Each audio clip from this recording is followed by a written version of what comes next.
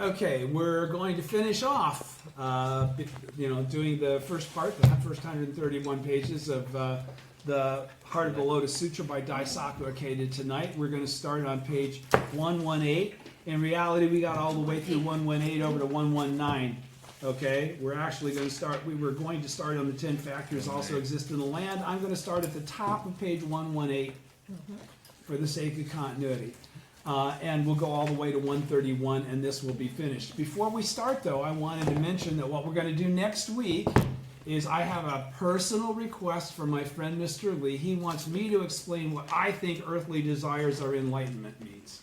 What's it mean to you? So he wants my personal expression of how I perceive that concept. Okay, so I looked back through. We have not read Earthly Desires or Enlightenment, the Gosho itself. I couldn't find it in anything that we've already done, although it seemed to me like we should have already read it. Certainly, I've read it many times. Yep. The bottom line is I'll be reading that next week and expressing to Mr. Lee what I think is important and what my life experience has been as it relates to that concept. Because my life story is earthly desires equal enlightenment. So, the other thing is that I was kind of bummed out. Not that it really is the purpose of why we video these things, but you do like to make sure that everybody understands what you're saying. There's no confusion, that you're not upsetting people. Right. Last week somehow I upset somebody or a couple of people because within the first 9 views, I think there were already 2 thumbs down. I've never gotten two thumbs down on a video before. So I contacted George. I said, "Can you figure out what's going on?" He's, "Well, I think it might be our friend from Japan. We got somebody that made a contact from Japan. They're very angry at us." And so I had never even seen that because I don't go back and read all of the comments that are actually made all the time because I can't keep up with all that. But at any rate, the message that was left is you don't need to teach Nichiren Shoshu priests. And before we started reading tonight, I just wanted to make sure that if there's any confusion out there, I'm not here to teach anybody but my friends and those people that are interested in what I have to say. Okay, I'm not trying to impose my experience or my perception on anyone else. The key is that everybody around this table already knows that this perception is a correct perception. It works in their daily life. That's why they've been coming, and we've been discussing this for, going on 10 years. But as it relates to anybody outside of this table, this video is really being done just because I'm talking, and it can be recorded. And I have 6 kids that are much younger than I am. And ultimately, these will all be a source for them to hear about the Gohonzon from Dad. Right. Okay, so that's really why we keep this archive going and keep this conversation public. But don't ever misunderstand that I think that I'm some sort of prolific, wise, know more shit than anybody else got, because that isn't the case at all. I'm a regular peace person. I'm a common mortal that has attained Buddhahood in their present form. You can't take that away from me no matter what your opinion is of that statement. So, but as it relates to Nichiren Shoshu, anybody that's watching these videos out there realize, again, I was a Nichiren Shoshu member for almost 20 years. I've been to Daisaku, the head temple, 11 times on personal tozans. Those personal tozans allowed me to float all over the head temple for days at a time. Okay? So I've had experience as a Westerner at Daisaku that many people haven't, because most people only get to go on an organized pilgrimage. Okay?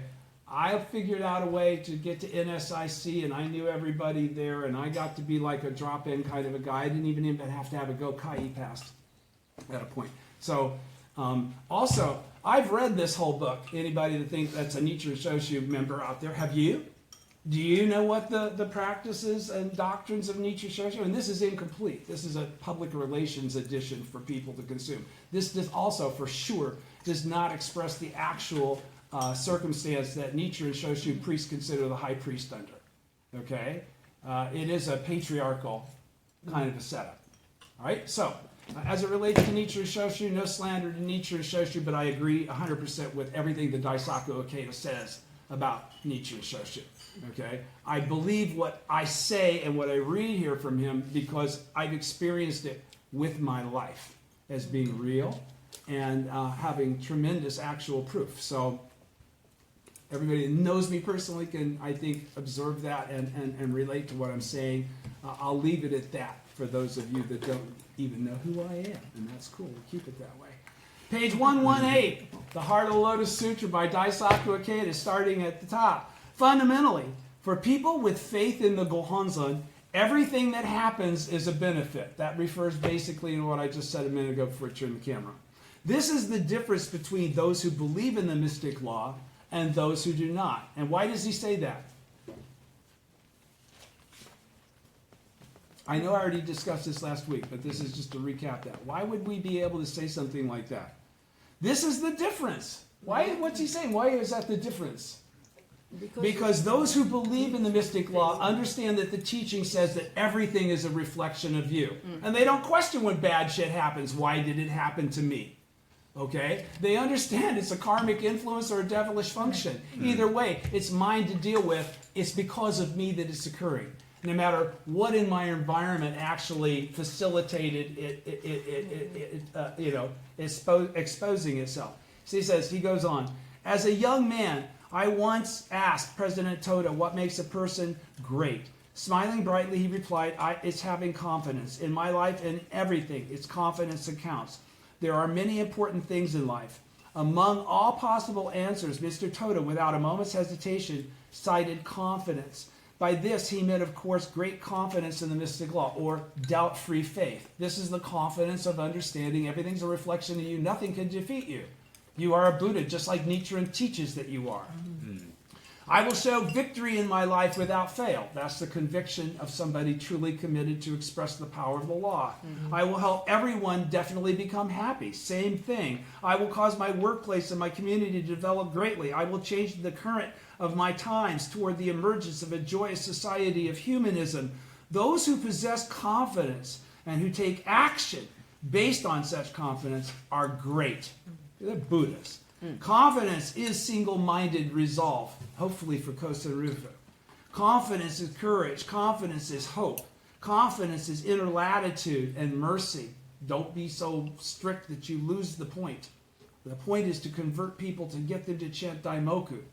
As Nichikan indicated when he said, Buddhahood means a strong mind of faith in the Lotus Sutra, confidence is itself the world of Buddhahood. Although confidence and the world of Buddhahood are invisible to the eye, they are certain to become manifest in concrete form. This accords with the principle of the true aspect manifesting in all phenomena. Buddhism is not empty idealism. Everything is Nam-myoho Renge-kyo. It does all fit together exactly as the teaching has been taught by Nichiren. Faith reveals itself in daily life at the bottom of page 118. Buddhism finds expression in society. It could be said that Buddhism is the true aspect, and society, secular matters, all phenomena. Similarly, faith is the true aspect, and daily life, all phenomena. The principle of faith manifesting itself in daily life is therefore another way of expressing the principle of the true aspect of all phenomena. They're the same process. There can be no Buddhism divorced from the real world. Okay? Nichiren, citing Tiantai's words, no worldly affairs of life or work are ever contrary to the true reality. So this is always in keeping completely with the teaching of Nichiren's Nam-myoho Renge-kyo and Buddhism of Soei. Writes, a person of wisdom is not one who practices Buddhism apart from worldly affairs, but rather one who thoroughly understands the principles by which the world is governed. He also writes, in the end, secular matters are the entirety of Buddhism. In the end here indicates just as they are. In other words, secular matters, the world, everything that happens in daily life all around the world to everybody in the world, are Buddhism, just as they are Buddhism. Only in the real world can the validity of Buddhism be proven, or can it be practiced, or can you attain Buddhahood? Okay, only in the real world, not in a Buddha land in another future lifetime. Okay, Nichiren teaches, when the skies are clear, the ground is illuminated. Similarly, when one knows the Lotus Sutra, one understands the meaning of all worldly affairs. President Toda commented on this passage of the object of devotion for observing the mind as follows. Nichiren is saying that those who have embraced the Gohonzon ought to know, for example, how to improve their lives and how to develop their business, or how to develop their business. It means that your natural innate wisdom starts to come forth in your life from chanting to the Gohonzon. The sun instantaneously illuminates the earth. Likewise, those who uphold the mystic law have to understand secular matters. Faith causes the sun of wisdom, faith in the Daimoku that you're chanting, causes the sun of wisdom, which enables us to clearly see what we need to do in order to win, to rise in our hearts. All right? One of the Buddha's 10 honorable titles is understanding the world. The Buddha has a profound understanding of all secular matters. Continuing from where we left off last week. The bottom of page 119. The 10 factors also exist in the land. Incidentally, the true aspect of the 10 factors exists in the land and in society, just as it does in our lives. The land and society, for instance, have the factors of inherent cause and latent effect. They also have power. A land or society's fortune and destiny are expressed in its factor of appearance. Nichiren Daishonin writes, Buddhism is like the body and society like the shadow. When the body bends, so does the shadow.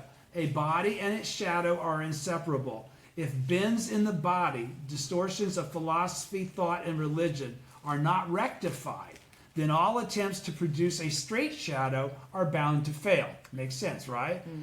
Through our movement to conduct dialogue, which is to discuss this Buddhism of sowing with as many people as we can, we contribute to society on a fundamental level by helping straighten out this body, which has become distorted and crooked through slander, according to Buddhism, right? That's the effect of the cause, right?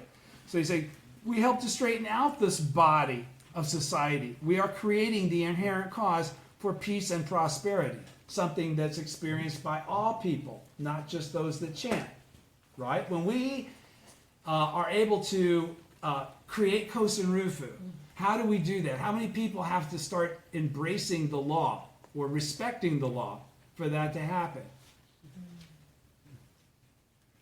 How many people? Yeah, I mean, what qualifies as Kosen Rufu? Everybody chants Nam Myoho Renge Kyo. Oh, That's kind of how it's expressed verbally in the Gosho, but that's not really the way it's broken down. It's basically a third, a third, a third. Just like karma, bad karma, good karma, neutral karma, it's basically a third of the population embraces the law, a third of it doesn't oppose it, has no real opinion, and a third oppose it. So that's an equal amount of opposition for and against. All right? That's all we got to do, is meet the opposition against. Equalize the opposition against. So it says, through our movement of conduct, page 120, to conduct dialogue, we contribute to society on a fundamental level by helping straighten out this body. Do you get what he's saying? Really, by expressing Nam Myoho Renge Kyo into the lives of the living people that we're able to reach, we actually have an effect on society as a whole. That's what he's saying. That's what the teaching says the power of Nam Myoho Renge Kyo is. That's why I'm saying Kosen Rufu occurs not with all of everybody embracing the Gohonzon and chanting Daimoku. Do you understand? It doesn't take that much. It's just like I will also express that it used to be on the front page of the SGI website page. And it's a concept developed by Daisaku Ikeda that used to be expressed in concert with everything. I can't find it now to show you the source, but I know I didn't make it up. It basically was Daisaku Ikeda stating that in his opinion, Kosen Rufu could never be achieved by the Soka Gakkai alone. That it would take not only the members and the practice of faith of the members of the Soka Gakkai, but it would take what he called the help and contribution of what he called the friends of the Soka Gakkai. Okay? I consider myself to be a friend of the SGI because I don't slander Daisaku Ikeda, and I try to express through my own experience what I feel that he's saying based on my experience. Okay? This is not an SGI expression. We're not doing this as an SGI activity. Everybody knows that, right? So we're not going against any SGI dictate because we're not subject to SGI dictates, okay? But am I unfriendly toward the SGI? Not even remotely, other than when I see activities or actions that I think confuse or cause problems for people. Then 45 years, 46 years of practice, I speak up and I say something about it. All right? So that's the point, though. He's saying, don't underestimate the influence you as an individual have when you mention Nam Myoho Renge Kyo to another person. It goes beyond just that person having heard about Nam Myoho Renge Kyo from you. Okay? It goes into the formulaic requirement for Kosen Rufu to be achieved. Do you understand? We're pacifying everything, not just individuals. Everything's reflecting everything else. Okay? All right. So, no land is more wretched than one racked by ceaseless hostility and bloodshed. We know that from Afghanistan, different places in the world that are ceaselessly racked by conflict and war. War destroys everything. Nothing is crueler than war. President Toda, thinking of the suffering of North and South Korean people during the Korean War, composed the following elegy. I grieve for the many people there must have been who have lost their husbands or wives, or who search in vain for their children or parents on account of this war. There must be those who, losing the wealth that they have accumulated, are reduced to beggary and suddenly die. There are doubtless young people who have died without knowing why, and elderly women who have been killed while crying out, I haven't done anything wrong.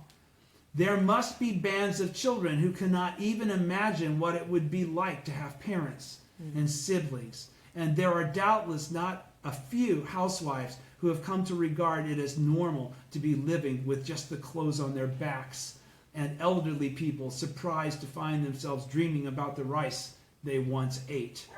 Are there not some who show surprise when asked, whose side are you on? And who reply without hesitation, I am on the side of food and shelter. Okay, that was President Toda. Of course, President Toda's position in being for pacification kind of set up the lay organization to be viewed by many people as, well, you must be communist then. Okay? You must be part of some cult thing or something. No, it just makes sense, doesn't it? That's just basic human decency. Yes. If you're talking about the Buddha, isn't that the kind of perspective that the Buddha would have? Yes. Okay. So, we are all Buddhists. We as common mortals must think in this manner. He says, these lines express the grief, sadness, anger, and resentment of people mercilessly trampled upon, divided, and killed. President Toda regarded the sufferings of the people of Asia as his own. He had experienced it personally in World War II in Japan. And he was deeply pained by their plight. And don't forget, he went to prison in opposition to the war. All right? So this is, okay? In his heart, he shed tears of sympathy. And to wipe away the tears of all people, he stood up alone to undertake the great struggle to widely propagate the mystic law. Carrying on the spirit of our mentor, we help friends become happy through the mystic law and send brilliant waves of peace, culture, and education around the world, even though people don't understand that's really what's happening. Creating a true and lasting peace. The true aspect of all phenomena is the philosophical principle of the sanctity of life. Think about it. That's exactly what it is. In the world today, ethnic conflicts and fear of terrorism are intensifying. The tragedy of people hating and killing their fellow human beings goes on with no sign of abating. In Japan, murders involving firearms are increasing, and there is a growing sense of anxiety about the emergence of a handgun society. In contrast, as seen with the eye of the Buddha, who recognizes that each person is an entity of the mystic law, a Buddha, each person, irrespective of ethnicity, social standing, or birth, is truly invaluable and irreplaceable. There must be no discrimination among people. The killings in society are absolutely intolerable. May all people shine, may all life shine. This cry of love for humanity is the cry of the Lotus Sutra. It is the cry of those who understand the true aspect of all phenomena, that every bit of pain in the world is shared by everybody in the world. You just don't feel it in the moment, but it's there. It exists. You're not separated from it. it can come visit you as easily as it is visited the one that is feeling it Yes. right now. Buddhism exists to enable all people to share in the boundless joy of life. Therefore, it is the duty of Buddhists to struggle dauntlessly against those who would rob life of its sanctity. In his famous declaration for the abolition of nuclear weapons, President Toda proclaimed that he wanted to rip out the claws that are hidden in the very depths of nuclear weapons. It was a challenge against the devilish nature inherent in life that would prompt people to employ nuclear weapons against one another, and a challenge against the power of devilish function called Mera, the robber of life, pervading the universe. It was a battle against the insidious nature of authority that readily uses people and sacrifices their lives in the interest of its own self-preservation. The 21st century is upon us. Humankind must overcome on its own this devilish nature, this cancer of humanity that festered and grew to sickening proportions during the 20th century. The Lotus Sutra's wisdom of the true aspect of all phenomena will undoubtedly become an important guideline for this new century, for realizing a century free of murder, a century in which people can peacefully coexist with one another and with nature. In that sense, all of you spreading the mystic law are pioneers. You will definitely win the applause of the new century. From the standpoint of the true aspect of all phenomena, to harm someone is to harm the universe and to harm oneself.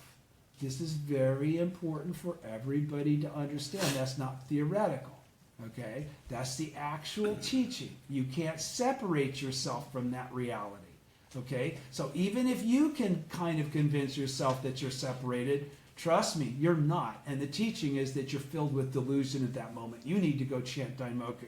I'll read it again. Middle of page 122. From the standpoint of the true aspect of all phenomena, to harm someone is to harm the universe and to harm oneself. When you made that cause, it will come back to you. When such a sense of oneness with the universe is lost, people become isolated and alienated from one another. They begin to think that they can do things to others and it doesn't affect them. Like grains of sand, and violence erupts from the depths of their impoverished, empty hearts. When people establish a sense of oneness with the infinite life that is the mystic law, it doubtlessly will feel as though humankind has been released from a prison. Nichiren writes, ultimately, all phenomena are contained within one's life. Nichiren's teaching is that ultimately all phenomena are contained within our lives, down to the last particle of dust. The 9 mountains and 8 seas are encompassed in one's body, and the sun, moon, and myriad stars are found in one's life. What a vast and grand state of life Nichiren described. The Gohonzon reveals the vast life of the original Buddha, who realizes the unity of the universe with the self, and the self with the universe. Nichiren, out of his immense compassion, bestowed the Gohonzon on humankind so that we too might develop the same state of life. And we can. We can understand that exactly as it's being expressed and described, and it will be our heartfelt understanding. There will not be a separation between those words and what is your mind, because your mind is one with Nichiren. We find similar insights outside of the Buddhist tradition as well. For example, the English author D.H. Lawrence writes, I am part of the sun as my eye is part of me. That I am part of the earth, my feet know perfectly, and my blood is part of the sea. My soul knows that I am part of the human race. My soul is an organic part of the great human soul, as my spirit is part of my nation. He is expressing a sense of the oneness of the individual life and the universe. The true aspect of human life has been pursued through various philosophies, religions, and literatures of East and West since time immemorial. Nichiren Buddhism perfectly expresses the unity of life with the universe, both theoretically and in practical terms. Nichiren Buddhism, therefore, might be characterized as the religion of universal humanism. Lawrence, who looked forward to the arrival of a new age of humankind, concluded, start with the sun and the rest will slowly happen. Buddhism comes down to a state of life. Start with the sun. While carrying out a dialogue with the heavens and with the gods of the sun and the moon as our allies, we are developing a magnificent state of life. This is our Buddhist practice. What did he just talk about? Buddhism comes down to a state of life. Start with the sun. While carrying out a dialogue with the heavens and with the gods of the sun and the moon as our allies. What is that? To be in front of And be in front of the Gohonzon chanting Daimoku. Exactly is what that's saying. All right? We are developing a magnificent state of life. This is our Buddhist practice. What is the purpose of life? It is to construct and solidify a state of absolute happiness, a condition in which to be alive is itself a joy, a great joy. Yeah. Whatever happens, we experience joy. In the depths of our lives, we are always happy, and we have confidence in the future. Like the ocean that remains calm in its depths, even when waves rage over its surface during storms, and like the sun that continues shining on high, even during heavy rain when dark clouds fill the sky. At every turn, we can create value and develop our state of life, enjoying our existence to the fullest in times of both suffering and joy.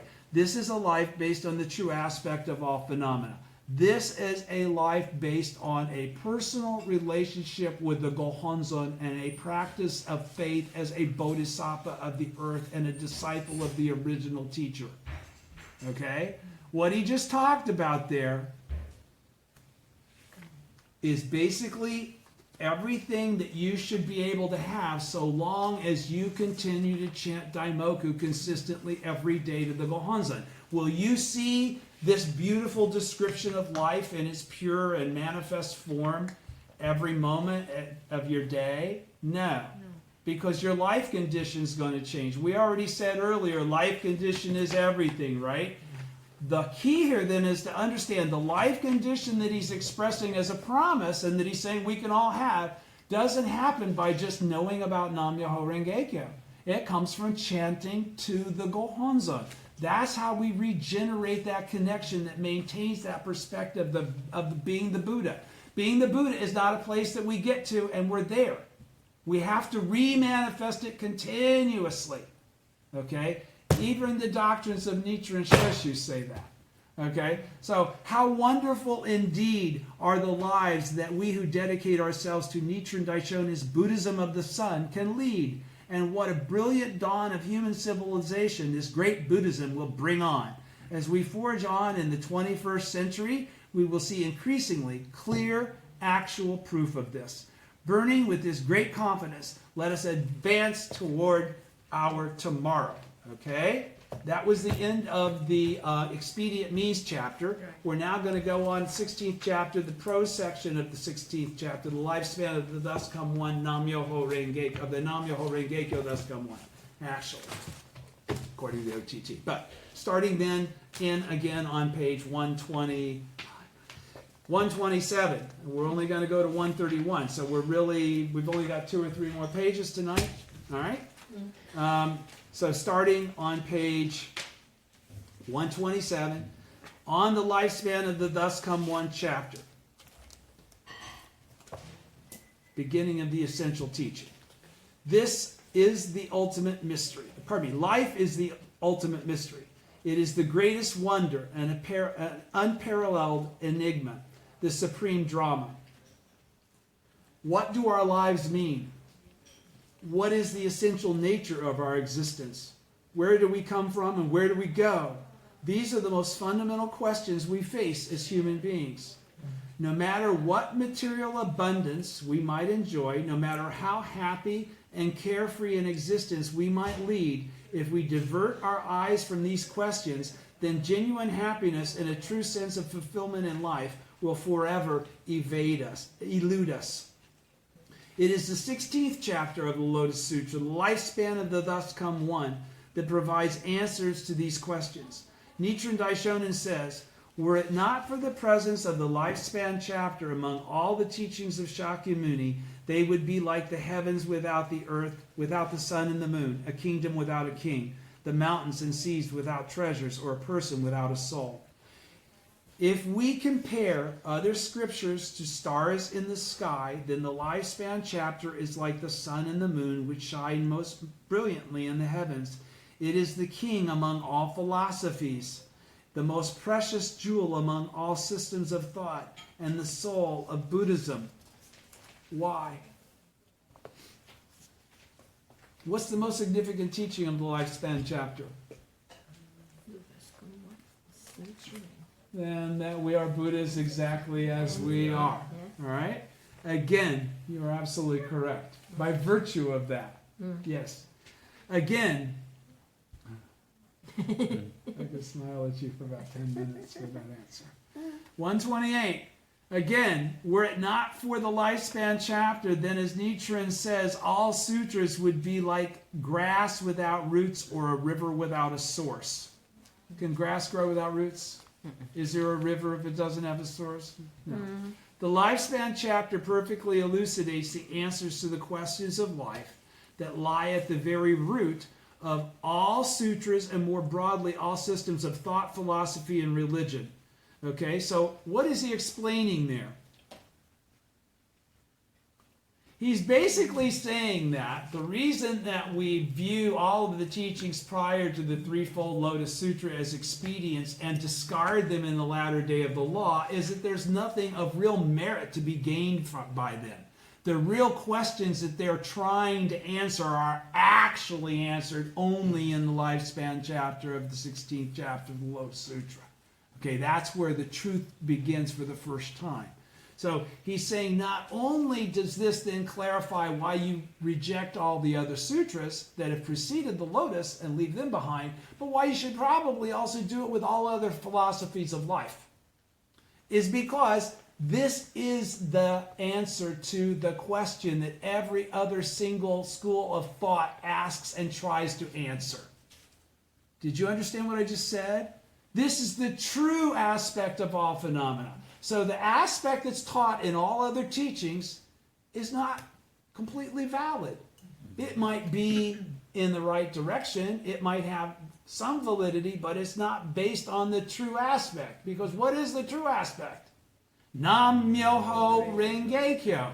That's what separates this explanation from everything else. Because with Nam Myoho Renge Kyo and the object of devotion, we're actually able to actualize this, what other people aspire for in a future lifetime or experience, we manifest in our current present form. There's no other philosophy that says go to heaven now.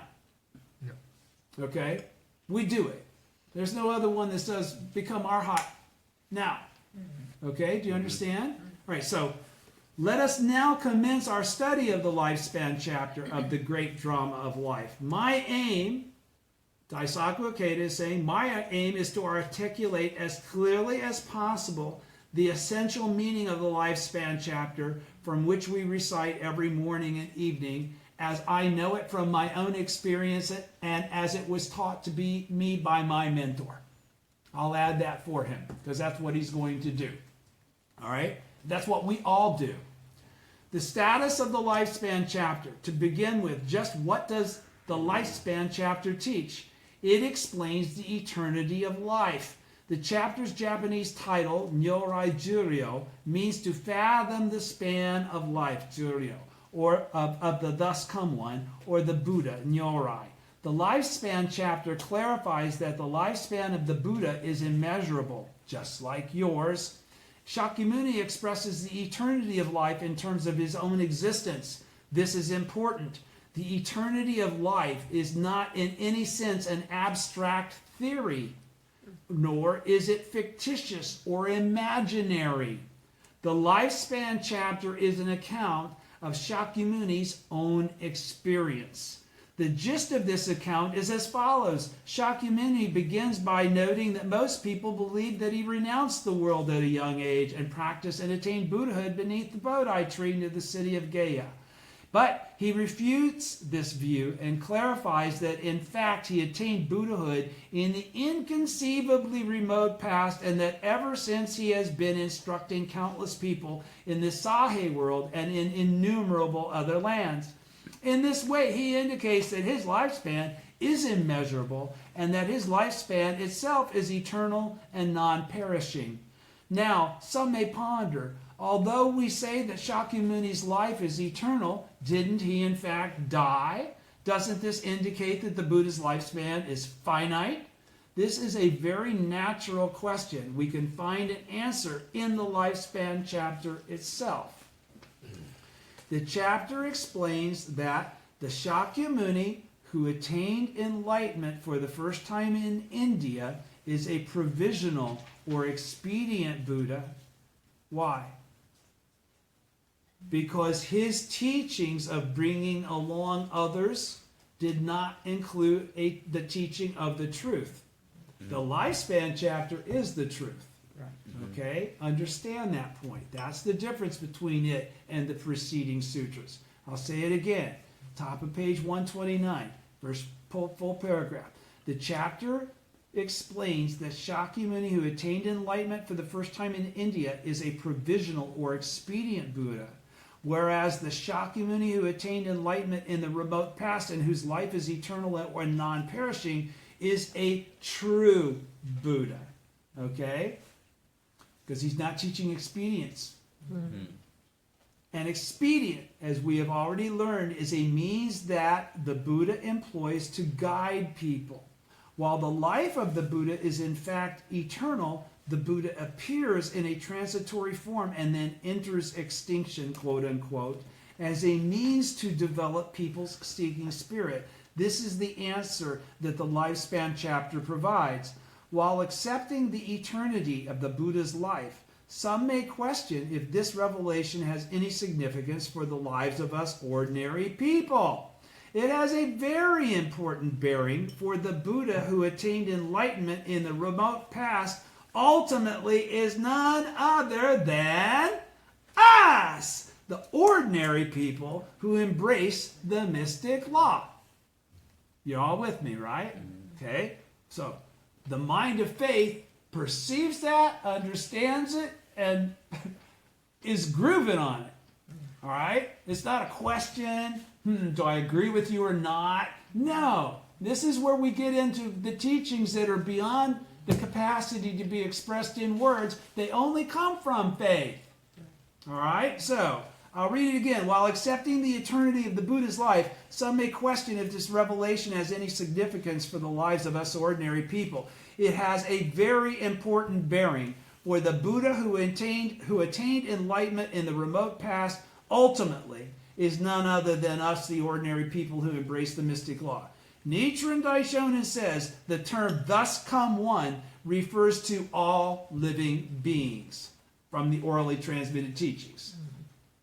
Eternity is not an eternity is not an attribute exclusively of the Buddha's life. It is the true aspect of the lives of all living beings. The Buddha who attained enlightenment in the remote past eternally guides people to happiness. To clarify the eternity of life to which he has become enlightened, Shakyamuni reveals his true identity as the Buddha who attained enlightenment in the remote past and who eternally continues to guide the people. This is the literal teaching of the sutra.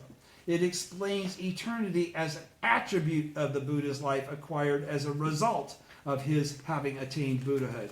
Ultimately, however, this attribute is a function of the mystic law of Nam-myoho Renge-kyo, which Shakyamuni did not reveal because it wasn't his to reveal. Of the mystic law, the fundamental law of the universe, okay, the most basic component. The eternal mystic law, spanning the three existences, past, present, and future, blossoms like a lotus flower in people's hearts. The true aspect of the Buddha is found in the ability to lead a pure and noble existence, to emit the fragrance of compassion, and to shine with wisdom even amid painful circumstances. It is the function of the mystic law that is eternal.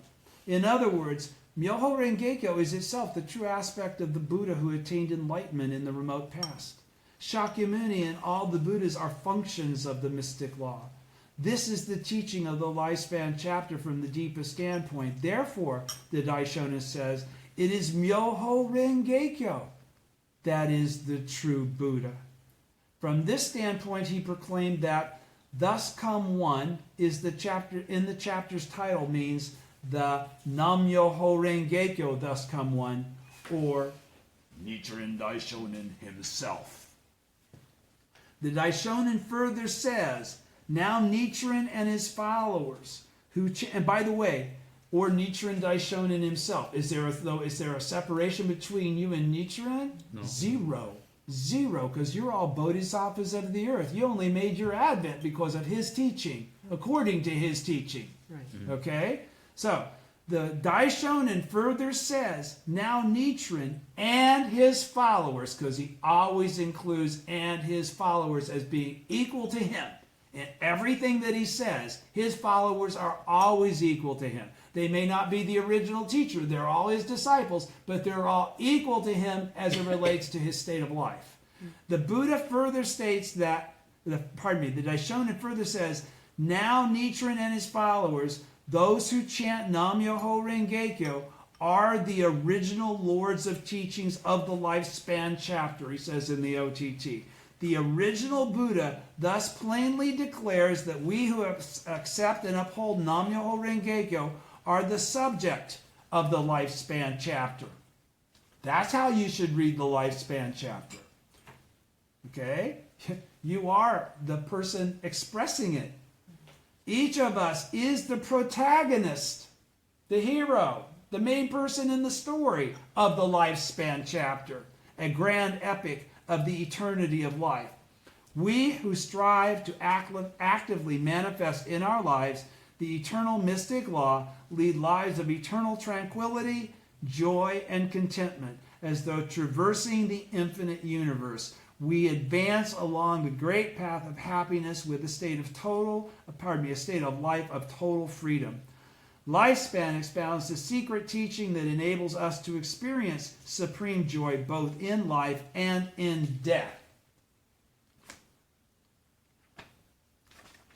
I'm going to go ahead and, even though we've read it, it'll help lead people into the beginning again. Who will spread this teaching in the latter day of the law? On the bottom of page 130, the Lotus Sutra is the teaching that enables all people to become happy because they all attain Buddhahood.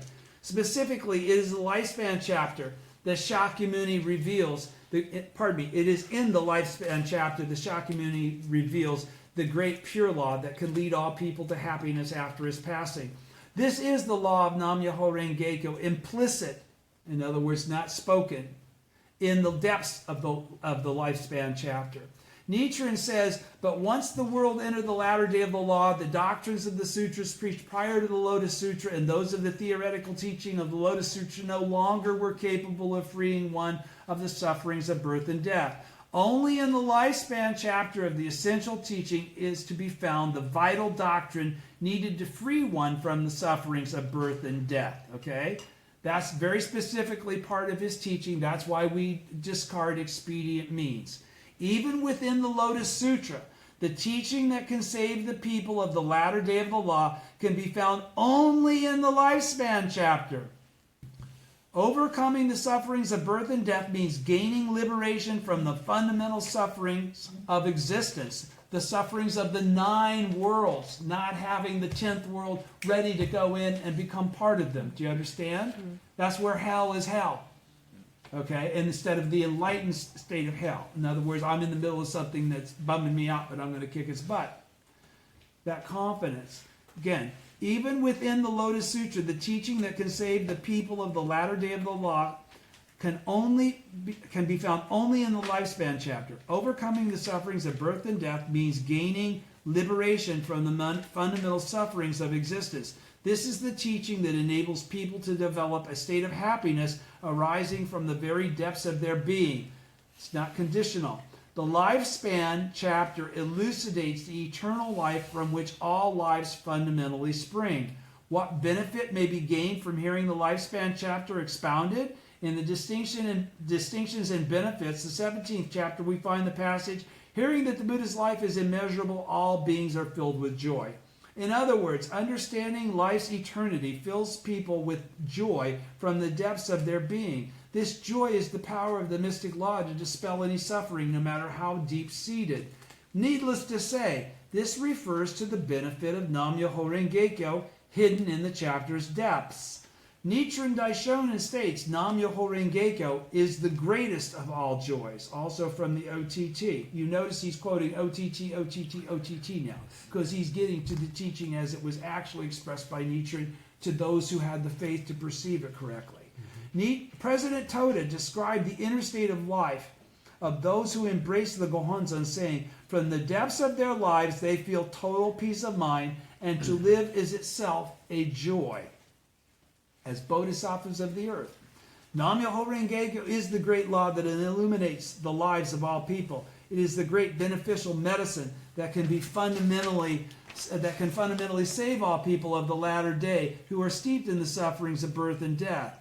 The protagonists of the Lotus Sutra who will teach and spread the great beneficial medicine of Nam-myoho Renge-kyo among the people of latter day are none other than the bodhisattvas of the earth.